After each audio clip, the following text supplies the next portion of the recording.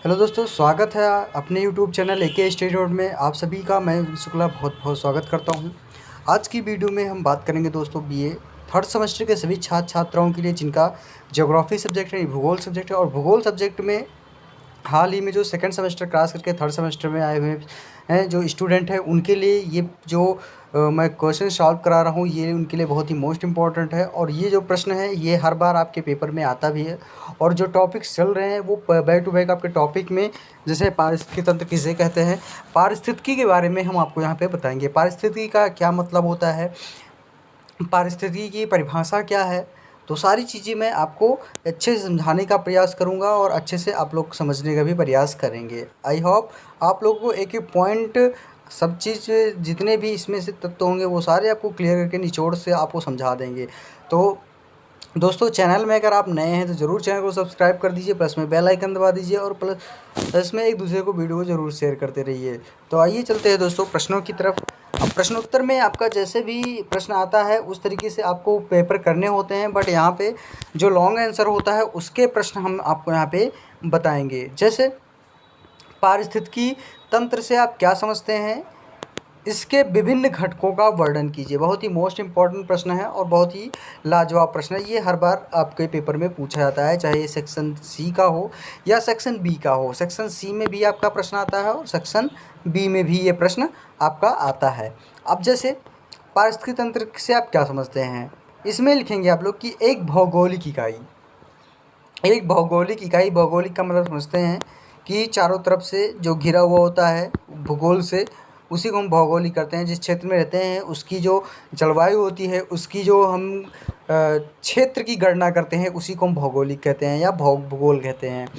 यानी कि एक भौगोलिक इकाई में निवास करने वाले जीवों और उस इकाई के पर्यावरण के अंतर संबंधों का समयबद्ध और क्रमबद्ध अध्ययन को हम पारिस्थितिकी तंत्र कह लेते हैं। अब पारिस्थितिकी तंत्र का मतलब इसमें बताया गया है, पारिस्थितिकी तंत्र का मतलब होता है दोस्तों कि जिस पर्यावरण में हम निवास करते हैं और उस पर्यावरण में जीवों के अलावा उनके अंतर संबंध और समयबद्ध और क्रमबद्ध अध्ययन, जिसका हम अध्ययन करते हैं, उसी को हम पारिस्थितिकी तंत्र कहते हैं।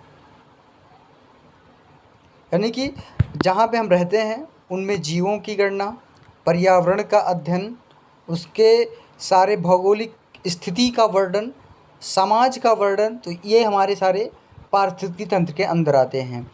अजीत तांसले जी के अनुसार बताया गया है पारिस्थितिकी तंत्र का परिभाषा कि वह तंत्र जिसमें पर्यावरण के समस्त जैविक और अजैविक कारक, जैविक और अजैविक कारक अंतः संबंधित होते हैं, क्या कहलाते हैं, पारिस्थितिकी तंत्र कहलाते हैं।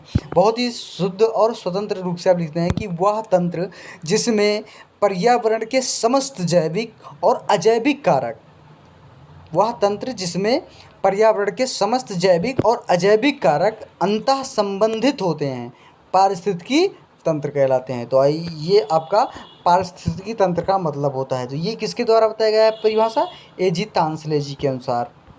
अब यहीं पे आपका R.L. लिंडमैन जी के अनुसार कहा गया है पारिस्थितिकी तंत्र के बारे में कि वह तंत्र जो किसी भी परिमाण वाले एक विशिष्ट समय इकाई में भौतिक, रासायनिक, जैविक प्रक्रियाओं द्वारा निर्मित हो, क्या होता है, पारिस्थितिकी तंत्र कहलाता है। यानी जो विशिष्ट समय में, विशिष्ट का मतलब होता है कम समय में, भौतिक, रासायनिक यानी कि भौतिक चीज़ें, रासायनिक चीज़ें, जैविक उर्वरक यानी कि जैविक में जैसे कि आपका खाद हो गया, गोबर हो गया, ये सारी चीज़ें आपके जैविक के अंतर्गत है। जैसे यूरिया आपका निर्मित होता है तो ये रासायनिक के अंदर। भौतिक में मान लीजिए प्राकृतिक, यानी कि आप घर में रहते हैं, लाइट जलता है, या फिर आप कोई टेक्निकल पावर इस्तेमाल करते हैं, तो ये भौतिक हो जाता है।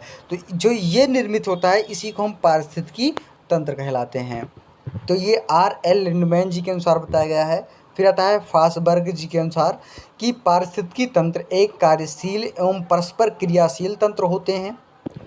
जो पारिस्थितिकी तंत्र है उसमें इन्होंने बताया है कि फॉस्फरस जी ने कि जो पारिस्थितिकी तंत्र है एक कार्यशील एवं परस्पर क्रियाशील तंत्र होता है।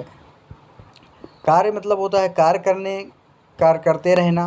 क्रियाशील मतलब उस काम का हम प्रोसेस डे बाई डे करते जाते हैं, जिनका संगठन एक या अधिक जीवों तथा उनके प्रभावी पर्यावरण से होता है। यानी कि जिसका संगठन क्या होता है, एक या अधिक जीवों हों तथा उनके प्रभावी पर्यावरण से होता है। एक पारिस्थितिकी तंत्र पारिस्थितिकी अध्ययन का आधारभूत इकाई होता है। जो पारिस्थितिकी तंत्र है वो क्या बताया है इन्होंने, अध्ययन की आधारभूत इकाई, यानी कि जो जड़ से हम यानी कि ज्ञान करते अर्जित जाते हैं, तो इसी को हम पारिस्थितिकी तंत्र का दर्जा दिया गया है, जिसका आकार और विस्तार अलग अलग हो सकता है। जैसे उदाहरण के लिए है कि एक पारिस्थितिकी तंत्र संपूर्ण भूमंडल पर व्याप्त हो सकता है, तो दूसरा पारिस्थितिकी तंत्र एक चिड़ियाघर में निर्मित पिंजरे के समान छोटा हो सकता है अथवा किसी झील तक भी सीमित हो सकता है। और पारिस्थितिकी तंत्र प्राकृतिक भी हो सकता है अथवा मानव निर्मित भी हो सकता है। तो ये दोनों आपका पारिस्थितिकी तंत्र हो सकते हैं। फिर आता है पारिस्थितिकी तंत्र के घटक यानी संरचना। कैसे हुई संरचना वो आपको यहाँ पे लिखना हो। अब इसमें आता है कि पारिस्थितिकी तंत्र के घटक संरचना में कि किसी भी पारिस्थितिकी तंत्र में और सौर ऊर्जा के अलावा निम्नलिखित दो घटकों का होना आवश्यक होता है। जैसे अब पारिस्थितिकी तंत्र के भी 3 घटक होते हैं। कौन कौन से? फर्स्ट नंबर तो आपका जैविक घटक और सेकंड नंबर आता है अजैविक घटक। अब जैविक घटक के भी आपके 3 भाग होते हैं। 3 कौन कौन से हैं? जैविक घटक के भी 3 वर्ग बताए गए हैं। अब 3 वर्ग कौन कौन से हैं? फर्स्ट नंबर यहाँ पे बताया गया है नंबर ए में कि जैविक घटकों में विभिन्न प्रकार तथा आकार व जो इसमें जैविक घटकों को विभिन्न प्रकार तथा आकार की वनस्पति व जीव जंतु सम्मिलित होते हैं। जो जैविक घटक इन्होंने बताया था, यानी जैविक घटक में वनस्पति एवं जीव जंतु सम्मिलित होते हैं। इसमें कुछ वनस्पति भी आते हैं, जैसे पेड़ पौधे स्वयं अपना भोजन निर्माण करते हैं। यह ऐसे जीव पारिस्थितिकी तंत्र में प्राथमिक उत्पादक अथवा स्वपोषी होते हैं। इनमें अधिकांश पेड़ पौधे अपना भोजन क्या करते हैं? सूर्य से ग्रहण कर लेते हैं, जबकि कुछ अति लघु आकार के पौधे जैसे शैवाल आपका हो गया, सूर्य के प्रकाश के अभाव वाले स्थानों पर रहकर अकार्बनिक तत्वों में ऊर्जा ग्रहण कर अपना भोजन बनाते हैं। तो ये आपका जैविक घटक का फर्स्ट हो गया। सेकंड नंबर आता है आपका कि जैविक घटकों में कुछ जीवधारी ऐसे होते हैं जो अपना भोजन स्वयं न बनाकर अपने भोजन के लिए अन्य जीव जंतुओं तथा विभिन्न पौधों का भक्षण करते हैं। कुछ पेड़ पौधे होते हैं कि वो जीव जंतु भी होते हैं जो एक दूसरे को भक्षण करने खा लेते हैं, यानी कि अगर उनके बगल है तो वो क्या करते हैं? उसी को क्या करते हैं? खा लेते हैं, तो ये भक्षण कर लेते हैं। इन जीवों में स्वयं भोजन निर्माण की क्षमता न होने पर इन्हें या तो अपने पोषण के लिए प्राथमिक उत्पादों पर अन्य जीवों जैसे प्राथमिक उपभोक्ता जिसे कहते हैं पर निर्भर रहना पड़ता है, और इन जीवों को मुख्य उपभोक्ता कहा जाता है। और इन जीवों में कुछ शाकाहारी, कुछ मांसाहारी तथा कुछ सर्वाहारी होते हैं। फिर आता है थर्ड नंबर सी नंबर, जैविक घटक का तीसरा वर्ग होता है विघटक या सूक्ष्म उपभोक्ता का होता है। इन विघटकों में बैक्टीरिया तथा शैवाल प्रमुख होते हैं, जो उत्पादक तथा उपभोक्ताओं जिसे कहते हैं वनस्पति तथा जीव जंतु की मृत्यु होने पर शीघ्र ही उसको विघटित कर देते हैं तथा विघटित जीव तथा वनस्पति को अजैविक वातावरण में मिला देते हैं। कुछ बैक्टीरिया तथा कवक जो होते हैं वो विघटन की इस प्रक्रिया में मृत उत्पादक तथा उपभोक्ताओं के कार्बनिक पदार्थों को सूक्ष्म मात्रा में भोजन के रूप में उपभोग भी करते हैं। क्या करते हैं? इसमें कुछ जो होते हैं विघटन वो क्या करते हैं? मृत उत्पादक तथा कुछ जो कार्बनिक पदार्थ होते हैं उसको सूक्ष्म मात्रा के रूप में अपना भोजन बनाकर ग्रहण करते हैं, और इसी कारण उन्हें क्या कहता है? सूक्ष्म उपभोक्ता कहता है। तो थर्ड नंबर आता है सूक्ष्म उपभोक्ता आता है आपका। उसके बाद फिर आता है सेकेंड नंबर आपका जैविक अजैविक अवघटक यानी कि अजैविक घटक। इसमें आता है कि पारिस्थितिकी तंत्र के अजैविक घटकों को 3 घटक सम्मिलित होते हैं। अब जैविक घटक के भी 3 वर्ग बताए गए थे और अजैविक घटक के भी 3 वर्ग बताए गए हैं। कौन कौन से? अकार्बनिक पदार्थ, कार्बनिक पदार्थ और भौतिक वातावरण। अब अकार्बनिक पदार्थ में आपका आता है कि अकार्बनिक पदार्थों में जीवन के लिए अति आवश्यक तत्व जैसे कार्बन, हाइड्रोजन, ऑक्सीजन, नाइट्रोजन तथा फास्फोरस आदि तत्व सम्मिलित हैं, जो स्थलीय व जलीय वातावरण में उपस्थित रहते हैं। यह तत्व जीवधारियों की विभिन्न जैविक क्रियाओं में सम्मिलित होकर उनके आवश्यक कार्बनिक पदार्थों का निर्माण करने में सहयोग करते हैं। तो ये अकार्बनिक पदार्थ से प्राप्त होते हैं। फिर आता है सेकेंड नंबर, बी नंबर, कार्बनिक पदार्थ। अब कार्बनिक पदार्थ से कैसे होता है पारिस्थितिकी तंत्र का प्रयोग, जो इसमें सम्मिलित होते हैं, वो आता है फर्स्ट नंबर में आपका। जैसे कार्बनिक पदार्थ में जीवांश, प्रोटीन, कार्बोहाइड्रेट्स, वसा आदि कार्बनिक पदार्थ वातावरण में मुक्त अवस्था में मिलते हैं, जबकि क्लोरोफिल, डीएनए तथा एटीपी ऐसे कार्बनिक पदार्थ हैं जो जीवित कोशिकाओं के अंदर तथा बाहर भी मिलते हैं।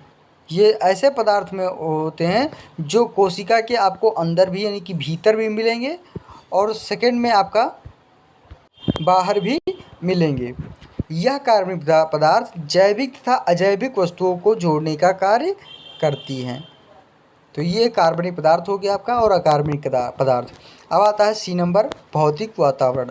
अब भौतिक वातावरण में आपका आता है कि अजैविक घटक के भौतिक वातावरण में सूर्य, ऊर्जा, तापमान तथा आर्द्रता आदि सम्मिलित होते हैं, जो सुपोषी पेड़ पौधों के भोजन निर्माण में सहयोगी होते हैं। तो ये होता है आपके अजैविक घटक के 3 वर्ग। एक तो अकार्बनिक पदार्थ और सेकंड आता है कार्बनिक पदार्थ और तीसरा भौतिक वातावरण। जो भौतिक वातावरण होते हैं उसमें जैसे सूर्य, ऊर्जा, तापमान तथा आर्द्रता से सम्मिलित होते हैं, जो ठंड में उन्हें सूर्य की रोशनी चाहिए, गर्मी में उन्हें ठंडक का चाहिए। तो इस तरीके से वो अपना भोजन क्या करते हैं? ग्रहण करते रहते हैं और इसी को हम सुपोषी पेड़ पौधे के भोजन निर्माण में सहयोगी होते हैं। तो ये था आपका पारिस्थितिकी तंत्र के बारे में। पारिस्थितिकी तंत्र के बारे में आप लोग को समझ में आया होगा दोस्तों। और अगली वीडियो में हम आपको नए प्रश्नों के साथ उपस्थित होंगे और अगली वीडियो में आपको अच्छे से अच्छे प्रश्न वापस आपको दोहराएंगे। और आपको वीडियो अच्छी लगी हो ज़रूर लाइक करें, चैनल को सब्सक्राइब करना बिल्कुल ना भूलें, एक दूसरे को वीडियो को ज़रूर शेयर करते रहिए। मस्त रहिए दोस्तों। अगली क्लास में हम आपके साथ फिर से जुड़ेंगे, आप लोग इंतज़ार करिएगा। धन्यवाद दोस्तों।